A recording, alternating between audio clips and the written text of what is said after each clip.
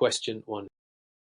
To illustrate this point, imagine Delgado is servicing a 5-ton split AC system operating in a commercial office. The scroll compressor is drawing high amperage and short cycling. Suction pressure is below normal, discharge pressure is elevated, and there's a slight vibration in the suction line. Despite proper refrigerant charge, the compressor continues overheating intermittently. What is the most likely root cause of these symptoms? A. Oversized expansion valve.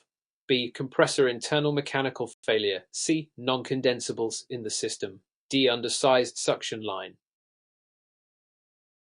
Answer. Correct answer. B. Compressor internal mechanical failure. Explanation. Elevated amperage draw, vibration, overheating, and abnormal pressures strongly suggest internal compressor damage. B. G. Scroll plate wear, bearing failure. These faults cause erratic suction and discharge conditions, even if charge and metering are correct. Non-condensables C may elevate discharge but wouldn't lower suction. An oversized TSVA would raise suction but not reduce it. An undersized suction line D causes pressure drop but not the vibration and amperage symptoms observed. According to I-540 and RSES guidelines, internal wear causes these advanced system anomalies. Question 2. In a modern context of precise charging practices, which of the following must be verified first when charging? A system by superheat in a fixed orifice system. A. Ambient air temperature. B. Return air wet bulb temperature. C. Suction line pressure. D. Target superheat from manufacturer's chart. Answer. Correct answer. D. Target superheat from manufacturer's chart. Explanation. Before charging by superheat, technicians must determine the target superheat using manufacturer-provided charts which consider indoor wet bulb and outdoor dry bulb temperatures. This step ensures accurate charging goals. Measuring suction pressure C comes after to calculate actual superheat. Ambient A and wet bulb B values are input data for determining the target, not the first priority. RSES materials and EPA 608 procedures emphasize referencing manufacturer specifications before charging begins. Question 3. The evolution of dehumidification technologies in HVAC systems raises the question: what happens to the total enthalpy of air as it passes over an evaporator coil during normal cooling and dehumidification operation? A. It increases due to latent heat removal. B. It remains the same due to constant volume. C. It decreases as both sensible and latent heat are removed. D. It increases because pressure increases. Answer. Correct answer. C. It decreases as both sensible and latent heat are removed. Explanation. Total enthalpy (BTOLB) of air decreases as air passes over a cold evaporator because both sensible temperature and latent moisture energy are removed. This aligns with the first law of thermodynamics: energy conservation. Pressure change in HVAC ducting is negligible for enthalpy D. Constant volume B does not imply constant energy. Latent heat removal does not increase enthalpy A, its removal of energy. Refer to CAM Manual P and ASHRAE psychrometric analysis procedures. Question 4. When analyzing a newly installed rooftop package unit, technician Istasing notices the system's airflow is imbalanced across multiple zones. The return plenum exhibits turbulence and inconsistent pressure readings. Supply trunks are oversized relative to return, with multiple 9-tided elbows near the blower inlet. What is the most likely issue here? A. Improper duct sealing. B. Inadequate blower speed setting. C. Return duct design flaw. D. Undersized supply dampers. Answer. Correct answer. C. Return duct design flaw. Explanation. Turbulence negative. Pressure and zoning imbalance often stem from poor return duct design, such as excessive elbows near the blower or mismatch in supply versus return size. Proper airflow balance requires matching supply and return pathways per CAM Manual D. Blower speed B wouldn't cause turbulence. Leaky ducts, they can cause loss, but not turbulence at the inlet. Undersized supply dampers D would create restriction downstream, not affect return dynamics. Question 5. From multiple perspectives, which of the following would best explain intermittent cooling calls in a residential split system with a programmable thermostat where the equipment fails to energize yet the thermostat appears operational? A stuck reversing valve. B. Low voltage transformer failure. C. Broken thermostat anticipator. D. Failed control board relay. Answer. Correct answer. D. Failed control board relay. Explanation. A failed relay on the control board could prevent 24 signals from energizing the contactor or other components even when the thermostat calls for cooling, unlike a blown transformer. B. Where thermostat would likely be dead, or a stuck reversing valve which wouldn't stop the system from running. Faulty relay interrupts the circuit internally. Anticipators C. apply to Mercury stat, not modern programmable units. RSES control system training. Relays are common failure points in digital logic-based systems. Question 6. A detailed analysis of system performance shows a technician comparing two systems with identical loads. One uses a standard coil, the other a slant coil with a rifled inner tube. The second system maintains lower return air dew point and cooler air discharge. What explains this improvement? A. Greater air velocity through coil. B. Enhanced heat transfer due to rifling. C. Reduced air side pressure drop. D. Higher suction superheat. Answer. Correct answer. B. Enhanced heat transfer due to rifling. Explanation. Rifled tubing increases internal turbulence of refrigerant flow, improving heat transfer efficiency. Especially on the evaporator side, this improves latent and sensible performance, resulting in lower coil and air temperatures. Higher superheat D would reduce coil efficiency. Air side pressure drop C is unrelated to improved transfer. Air velocity A may rise but does not explain the thermal improvement. Refer to ASHRAE fundamentals and RE coil design data. Question 7. When faced with a blow-up motor that fails to start, technician Patel measures 120 at the motor terminals and confirms proper capacitor value. Resistance between motor windings shows all open line on all terminals. What is the next best step? A. Replace the run capacitor. B. Check the control board fuse. C. Replace the blower motor. D. Inspect the thermostat wiring. Answer. Correct answer. C. Replace the blower motor. Explanation. An all open line reading on all windings indicates internal winding failure or thermal fuse activation in the motor. Since voltage and capacitance are verified, the motor must be replaced. Fuse or thermostat issues wouldn't produce all readings. According to RSES electrical diagnostics training, motors with all resistance are electrically compromised and cannot function safely. Question 8. In light of recent developments, which of the following scenarios would most likely result in a SEER rating that differs significantly from the actual EAR during peak load operation? A. An oversized system running short cycles. B. A system with undersized suction line. C. Improperly set airflow across the evaporator. D. A variable speed compressor operating at partial load. Answer. Correct answer. D. A variable speed compressor operating at partial load. Explanation. SEER is seasonally averaged and favors part load performance. EAR is a steady state metric, often at full load. Variable speed systems perform more efficiently at partial loads, increasing SEER more than EAR. Short cycling A lowers both. Undersized suction lines B or airflow issues C affect system efficiency, but not the discrepancy between these two metrics. Refer to RE 200, 10140 and DOE efficiency testing procedures. Question 9. By evaluating a recent system retrofit, technician is green notices frost accumulating at the compressor housing and suction line near the outdoor unit despite correct superheat and subcooling readings. What line-related error most likely explains this? A. Oversized liquid line. B. Undersized suction line. C. Poor suction line insulation. D. Crimped liquid line ESE. Answer. Correct answer. C. Poor suction line insulation. Explanation. Frost on the suction line and compressor shell is typically due to heat gain on the return line, especially when insulation is degraded or missing. Proper superheat of cooling rules out charge errors. A crimped liquid line. D. Affects feeding, not suction frosting. Line sizing A. B. Affects flow but wouldn't directly cause external frosting. Per RSES and ACAG guidelines, proper insulation on low pressure lines is critical to prevent condensation and maintain efficiency. Question 10. Considering the evidence, the customer reports poor cooling, and technician Mr. Russo finds high suction pressure, low subcooling, and the evaporator coil is room temperature. Compressor amperage is lower than rated. What does this indicate? A. Overcharged system. B. Faulty expansion valve stuck open. C. Undersized condenser. D. Reversing valve stuck in mid-position. Answer. Correct answer.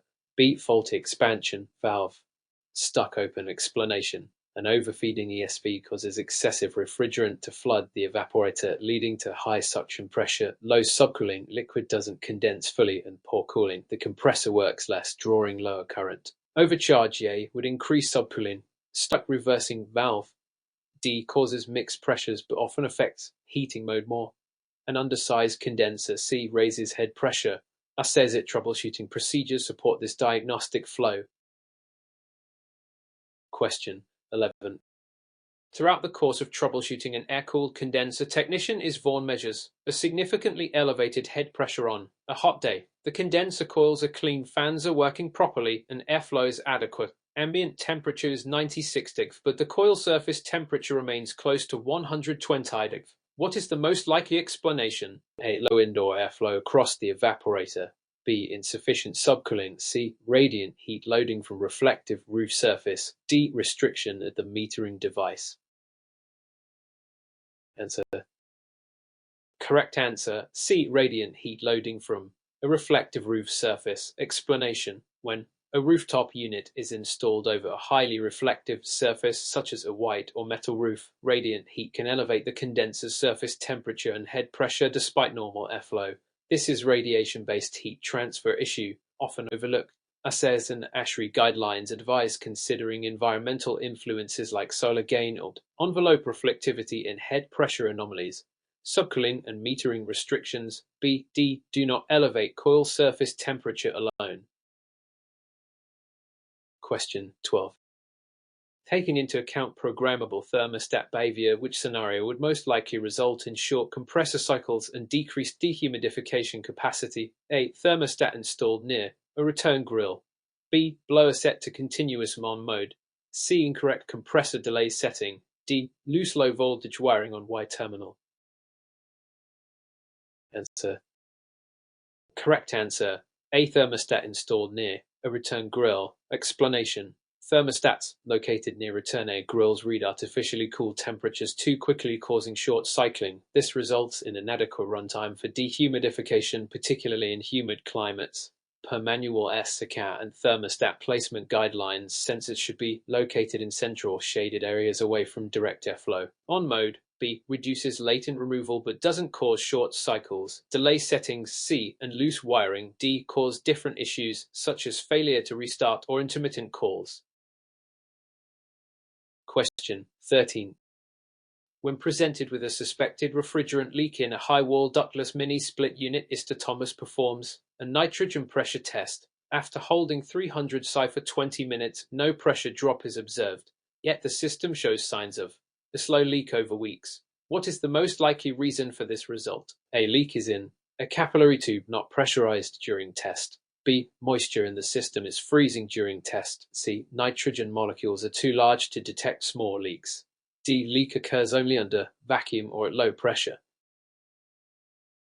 Answer.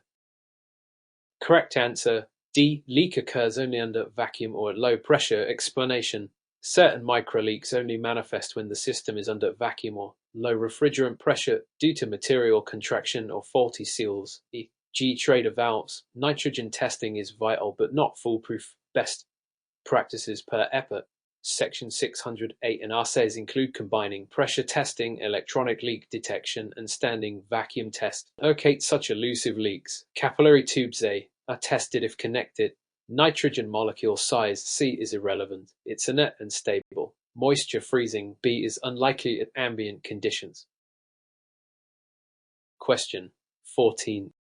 A key distinction between ECM, electronically commutated motor, and PSC, permanent split capacitor, blower motors is their response to static pressure changes. Which statement best explains how an ECM blower responds to increasing static pressure? A. It slows down to maintain wattage. B. It increases torque to maintain airflow. C. It maintains RPM but reduces CFM. D. It shuts down under excess load. Answer. Correct answer.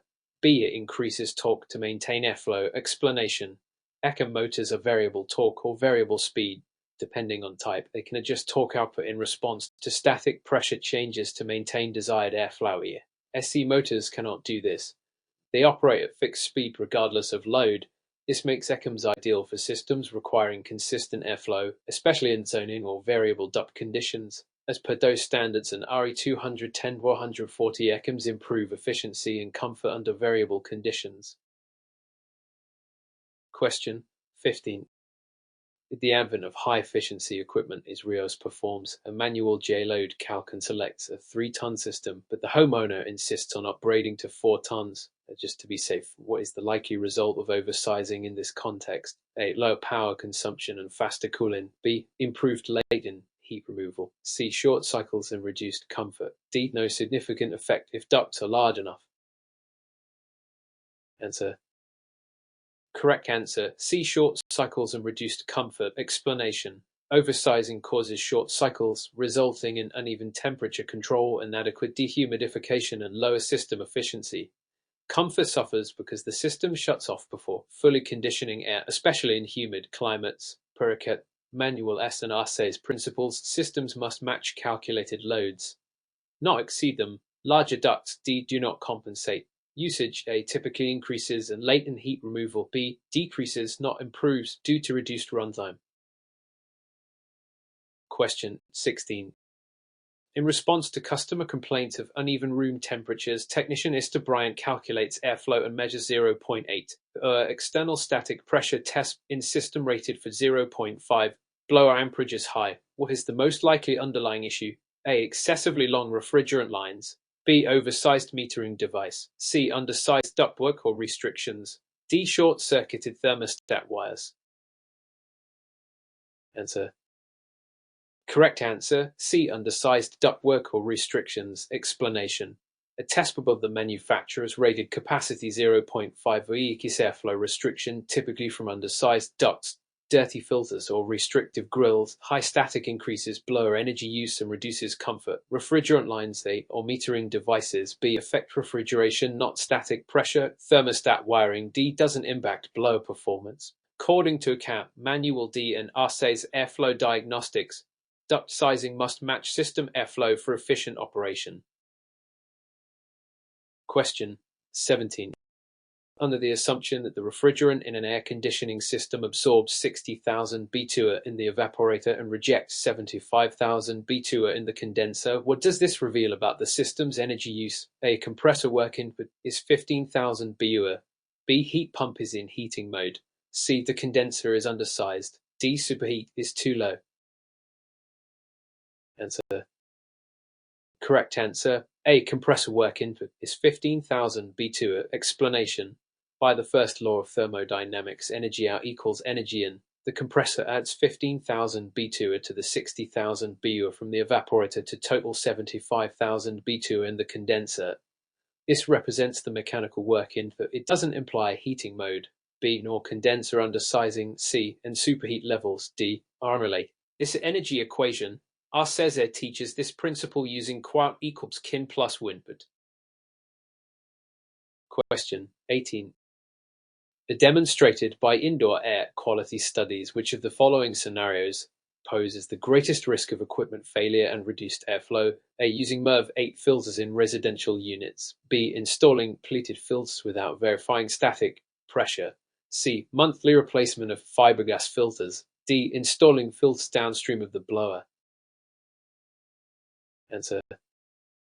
Correct answer. B. Installing pleated filters without verifying static pressure. Explanation. Pleated filters have high resistance and can significantly raise static pressure if the system isn't sized for them. This can reduce airflow, damage the blower motor, and decrease system efficiency. MERV 8A is acceptable for most homes. Fiberglass C offers low filtration but won't restrict flow. Filters must be installed upstream, return-sided downs. Placement D is atypical and rarely causes airflow problems. Can Manual T and ASHRAE 52.2 outline filter selection and pressure drop implications? Question 19.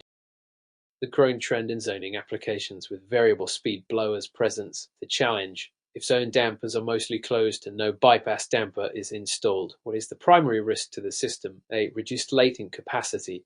B. High refrigerant subcooling. C. Excess static pressure and blower failure. D. Overheating of the reversing valve. Answer.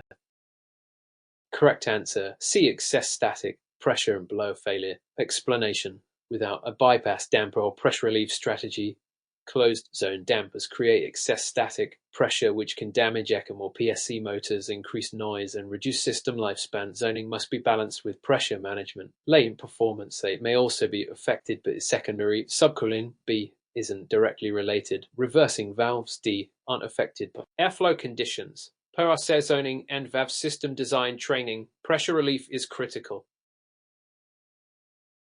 Question 20. While examining a 10-year-old rooftop unit during scheduled maintenance, technician is Ortega finds slight oil residue near a flare connection. Although system pressures are normal and charge appears stable, what should she do? A. Immediately replace the flare fitting. B. Document and return later for repair. C. Perform a leak check using electronic detector. D. Ignore since charge is currently fine.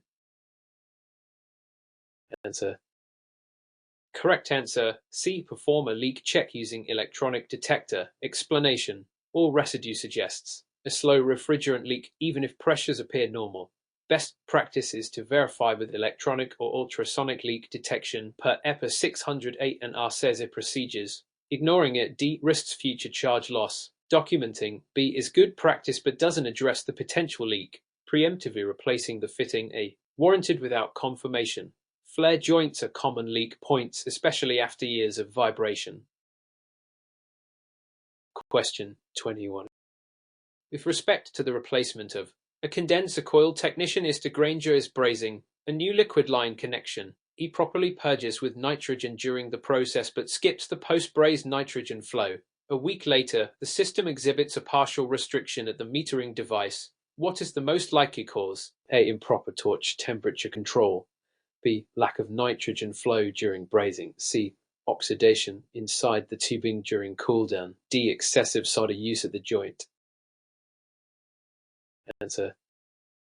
Correct answer. C. Oxidation inside the tubing during cooldown. Explanation. Even when purging with nitrogen during brazing, failing to continue nitrogen flow during cooldown allows air to re-enter the pipe, causing oxidation or scale formation. These flakes travel through the system and often restrict TSVS or capillary tubes. As per RSES and NATE brazing standards, nitrogen must flow continuously until the joint is cooled to eternal oxidation. Improper flame, A, or excess solder, D, can affect joint quality but not internal scale formation like air-induced oxidation. Question 22. The impact of transitioning for HFCS and now HFOS has created concern regarding refrigerant handling. Which action would be considered? A violation of current APA regulations under Section 608. A. Venting R22 during system decommissioning. B. Replacing R400 TINA with R32 in a system designed for it. C. Reclaiming refrigerant into a certified recovery tank. D. Charging with a blended refrigerant labeled for retrofit. Answer. Correct answer. A. Venting R22 during system decommissioning. Explanation. Venting ozone-depleting refrigerants like R22 during service maintenance or disposal is strictly prohibited under EPA Section 608. All refrigerants, even non-ozone-depleting ones, must be recovered using certified equipment. Blended retrofits, D, must be labeled and documented per legal recovery. C is required. R32B is acceptable only in systems designed for it. Fines for venting are substantial and enforceable under Title Romans for the Clean Air Act. Question 23. In what ways can improper evacuation impact a new system's long-term reliability? A. It reduces superheat and subcooling. B. It prevents proper refrigerant charge. C. It causes oil degradation and acid formation. D. It leads to oversized compressor capacity. Answer. Correct answer. C. It causes oil degradation and acid formation. Explanation. Moisture and non-condensables left from poor evacuation react with refrigerant and oil, producing acids that deteriorate internal components like windings and valves. RSES, ARI, and the EPA require achieving 500 microns or below and holding vacuum to verify no leaks. While improper evacuation can affect charge distribution, B. The long-term risk is acid-induced failure, not sizing issues or routine parameter changes. Superheater cooling A are influenced more by metering devices and airflow. Question 24. Among the various measurements used in troubleshooting, ISTA-BC checks voltage between a compressor contactor's load terminals and reads 0 despite the coil being energized. What does this reading suggest? A. Grounded compressor winding. B. Failed contactor with pitted contacts. C. Open wrong capacitor. D. Shorted common wire to ground. Answer. Correct answer. B. A failed contactor with pitted contacts. Explanation.